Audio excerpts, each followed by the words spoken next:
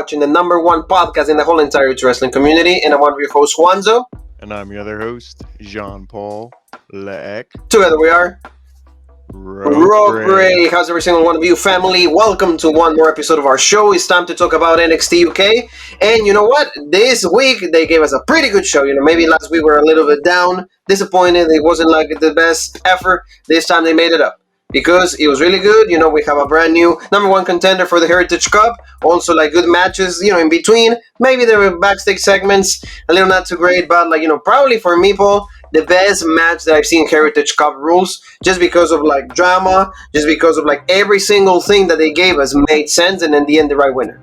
Yeah, there was one thing I kind of didn't like in the match, and well, maybe two, but overall it was great. It was definitely, you were into it. It was one of those where they got you into it, and you're like, oh my God, is this guy gonna win? No, this guy's gonna win, and you're going back and forth. You didn't know who was gonna win, so it was definitely exciting. And really good matches we saw besides that here on this episode of NXT UK. So overall, I gotta agree with you. I enjoyed it, and they hyped up next week. We're gonna see A-Kid and Dragunov, so that's gonna be an exciting show. Exactly, well. And also the return of crowds. So everybody that has been asking me, on social media, when are the crowds are going back to NXT UK? This week I'm doing the taping. Next week we will see that. So there you go. Everybody's at least our life is starting little by little to come back the way that we used to be. Thank you so very much for being with us one more time. Don't forget to subscribe, hit the bell for notifications, and also give the video a like. Comment, hey, what you guys like from this AEW Dynamite poll. A lot of say hi to a lot of friends that they were there. Guys from a lot of podcasts, other follow members of this channel that support us. They were there for Hangman Page winning the Casino Ladder match, and you were happy. I was happy. A pretty good episode of AEW Dynamite, the anniversary, 2 years of existence. Yeah, they really, again, when we say Tony Khan, when he wants to give us a great show, he can do that. We saw an 8-man tag turn into a 7-man tag, but it was all stars.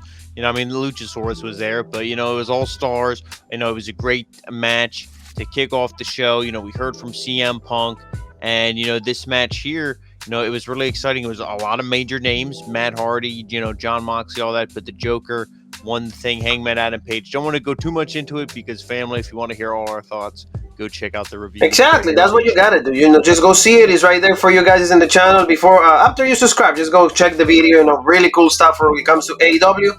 But Paul, let's go and talk about the first match of this show, Emilia McKenzie against Genie. That one opened up. Remember, they had a previous promo last week, and this match per se, I really like the fact that it was more technical than anything. Genie is not a specialist on what it comes to speed, big moves or big sequences. It's more technical, more on those types of wrestling, and Emilia didn't fall bad. She actually followed along, maybe a cutter every now and then. She didn't do the spear or anything like that. The only thing that I can tell you I wasn't too happy is just the problem is the finisher for Genie is really, really weak. Yeah, and especially the way she hit it here. For me, I would have rather not seen all the shenanigans where, you have Joseph Connors on the outside, obviously constantly getting involved, and then Mako comes out, and all that stuff, and then eventually, like you said, Genie gets the win. I'm fine with Genie getting the win, calling out Mako. Mako accepts her challenge. I'm fine with all that. To me, that's good. Just the match went a little too long for me, and especially all the interference and stuff. But I'm fine. Like I said, I'm fine with everything else. So, just little minor stuff. But this was good. Do you think it was predictable? Because to me, I thought Genie was going to win the whole time. Or did you think no, I was actually thinking the other way around. I actually was thinking that Emilia was going to get the win, because Genie, I think we already saw this match for the championship, or no? Maybe I'm wrong. And maybe I'm wrong when it comes to Genie and Mako for the NXT Women's Championship. But I was thinking, hey, Genie already lost to Eva Valkyrie. Eva Valkyrie, we haven't seen her. We don't know about her. But I was thinking Emilia was going to get the win. But I think how she hits this, I don't like it, because it's so weak. And it makes whoever loses to that even weaker. So I don't know if I like this, but like you said, the interferences right there from Joseph Connors, even Mako herself. There you go. They have the stare down. And are you excited about this? I think for me it makes a sense, because Blair Davenport is doing other things. We're going to talk about her in just a little bit, but at least these two girls can going to give us a good match. Yeah, and you really don't have any other else. Blair Davenport's the other woman you're building up, who I think is going to be next. or relatively soon. We saw what's her name, the French Hope Amel. We We saw have a her. male, we have Isla Yeah. Dawn, but like they're I not, mean, yeah, there are a couple other women, but I think with Eva Valkyrie being hurt again, maybe they were going to do that match. Who knows what their plans were, but they had to go back to Ginny one more time, and I mean, I'm fine with this because Ginny's a good heel.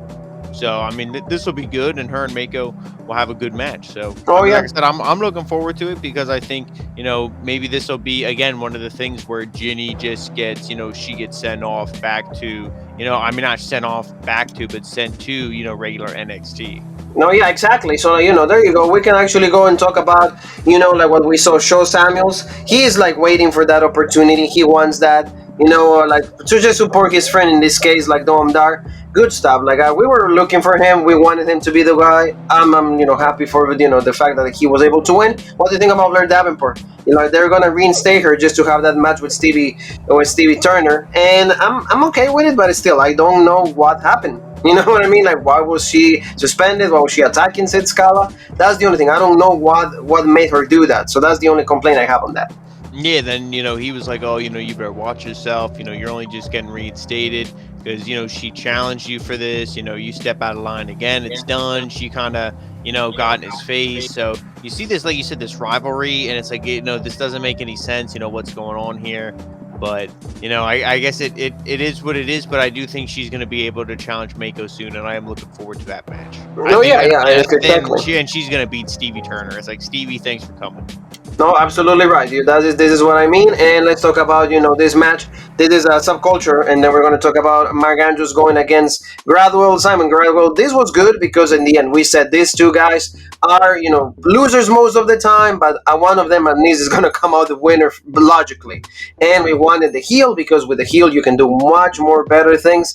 And Mark Andrews belongs to a group, so that doesn't mean that like he's gonna like be lost. He has people that he can fall onto. So there you go. I like this. Slam their millionaire right there. Like that's one of his finishers. But in the end, Sam Gradwell like pull out that really nice slam that he turns him around and he slams him to the mat and he gets the win. I'm excited for this guy. You know what?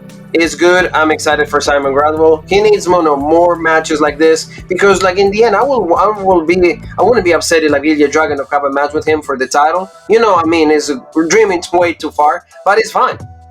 I mean, it's Sam Gradwell. Him and Sam Dragunov and Gradwell had a feud, a while back. So, I mean, to me, I'd be fine with that too. I agree, and this is a good win here for him.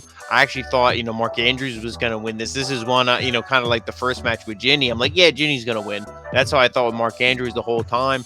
But, he gets the surprise win here, Gradwell. So, that was good. Like I said, I agree with you. After this match with A-Kid, because he's not dropping it to A-Kid.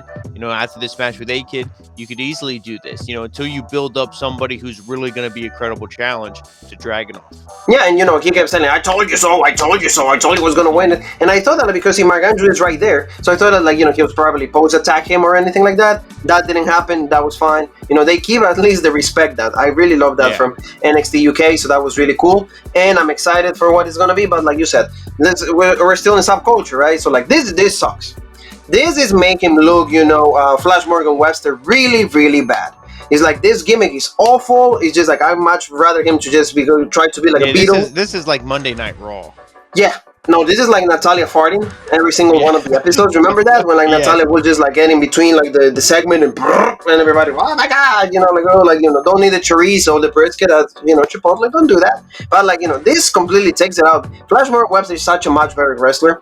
Don't you have anything better for the guy to do? So he starts fuse, he slaps you, and then he runs. So you were gonna see this at some point, maybe next week, maybe in 2 weeks, against Joe Samuels, and you'll probably get the win. But again, it's completely like not needed. I don't want to see this stuff. Rather I might see Wolfgang getting ready. Gallus boys right there supporting him. Next week, Paul, this is going to be exciting. Crowd are back one more time. A-Kid trying to get that title from Ilya Dragunov. A-Kid had a promo. Ilya Dragunov had a promo. They're going to like end up, killing each other. It's going to be great. He says, I don't do this to compete. I just do this because it's my life. You're going to take away my life. Let's see how you can do this, kid. I do have respect for you, but I feel that like it's going to be a good match. In the end, Ilya's going to win. That is very predictable. Oh yeah, I mean I agree with you on that 100%. You know, I like the promos for both these guys. They're both serious. You know, A Kid, like we said, maybe he's pushed too much. He already had the championship match against Walter. Now the first opponent here for Dragunov, but I think he is a credible opponent. They really do like him. He is talented, and this promo was good. He's getting a little bit better. He still needs more intensity, I think, on the promos, but the verbiage is there. The stuff's getting good. Maybe it's because it's scripted. Maybe it's because he's not cutting his own promo. I don't know what the issue is, but I am looking forward to the match. I think it's going to be hard hitting. I think they're really going to beat the hell out of each other, and Dragunov's going to retain. And the one thing is also, like, just very quick, I want to touch upon that is, like, I think that, like, just say, as long as you say it verbatim, we don't care. So, like, whoever's, like, creative, whoever's, like, producing these segments, these promos, they don't care about the intensity. They don't care how you have to deliver the lines. It's just as long as, like, you say, okay, welcome to, subscribe to RAW, okay. It doesn't matter if you subscribe to RAW, or subscribe to. Yeah, exactly. They don't care. Things like that. So, let's move on to, like, the number one contenders tournament for the Heritage Cup final. Noam Dar against Wolfgang. Really, really good. I love Nigel McGuinness on commentary. Paul just selling Noam Dar. Really great heel. It was a Rocky Balboa against Ivan Drago. And I like the, like I said, like the whole narrative. What they did with the match, it was good. At the beginning, well, like, the usual, they feel each other, go a little bit like Dar. Doesn't even try to go like strength by strength. He just goes for the kicks. Why? Because he knows he's like a lot weaker than Wolfgang. He's in disadvantage on that, but in the end, also right away you get to see also Jordan Devlin like jumping, like you get to see Joe Coffey, but this feud is going to continue. You said like that he got the win last week, but now probably Jordan Devlin is going to get the win in the second match. This is cool because that took away Joe Coffey. That's fine. And then all the distraction, there's the first fall from Noam Dar. He just rolls him up. It's very effective. We know that on WWE. So now tell me about the second one, because that was like in 2 seconds. That was it. Yeah, and that's one of the things I had a problem with. It was like as soon as the match starts, boom, he hits a spear, 1, 2, 3, done. I know it's his finisher, but if a guy is relatively fresh, I know they rested a couple rounds, so he's not like 100%, but it's not like he was limping out of the corner, barely holding on to life.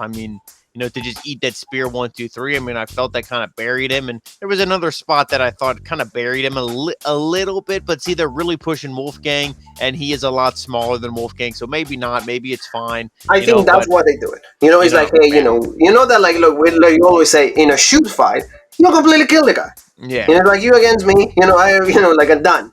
Yeah, but like you said, he evened it up there, and then you're like, okay, things are gonna get intense. Went to the fifth round, and it's like, oh my god, what's going on here?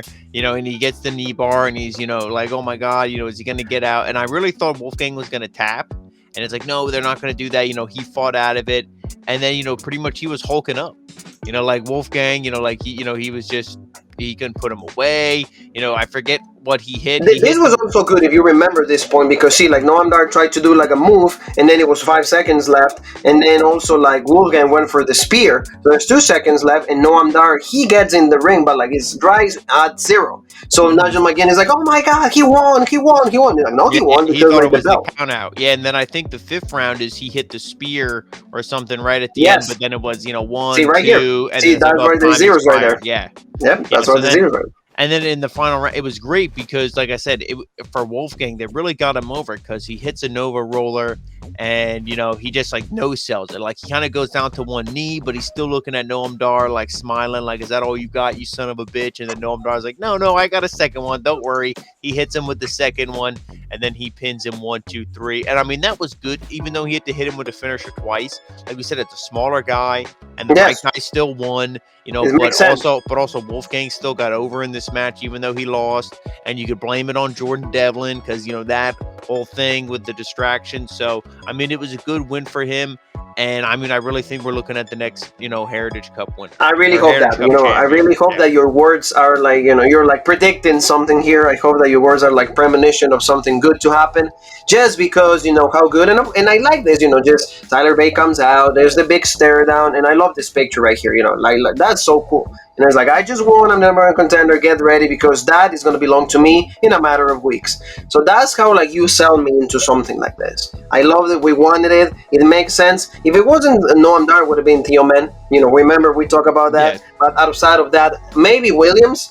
if you wouldn't have those two guys. But like, there was no way for you no just Wolfgang. you just needed a heel, and yeah, exactly. Like a heel, but like at least Noam Dar, we all behind the guy because he puts great matches. He has great promo. The Supernova session is actually enjoyable. It's not like a shitty, Monday Night Raw bootleg that you just want to just have. So really cool. And like I said, is this the end for like Tyler Bate? Hopefully, because he has done absolutely nothing with this cup, just because he's always immersed in these things with Trend 7.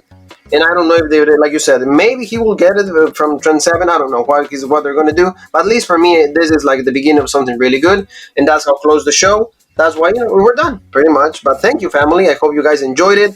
Very cool show. We're going to be even more excited to just see the NXT UK fans. Everybody, our British family is going to be right there, enjoying this show. So Ilya Dragunov, A-Kid, this is going to be good. Thank you, family. Don't forget to subscribe. Hit the bell for notifications one more time. And don't forget tomorrow's SmackDown. Jean Paul, myself. We have, King of the Ring tournament is beginning. More build up what is going to be Crown Jewel. Also, like the women's Queen of the Ring is going to start also beginning. Good stuff. So where else can they find us, Paul? And then, guys, make sure you follow us on all of our social media outlets, and they are Rope Break on Facebook, the OG Rope Break on Twitter, Original Rope Break on Instagram, Twitch, and TikTok, and of course, right here on YouTube, the home of the #1 podcast in the YouTube wrestling community, the Original Rope Break. Soccer coverage tomorrow. Mauro, myself. It live. Like the road for the World Cup, Qatar 2022 is right here on Rope Break. So you and me have one more thing that is left to say, and that is.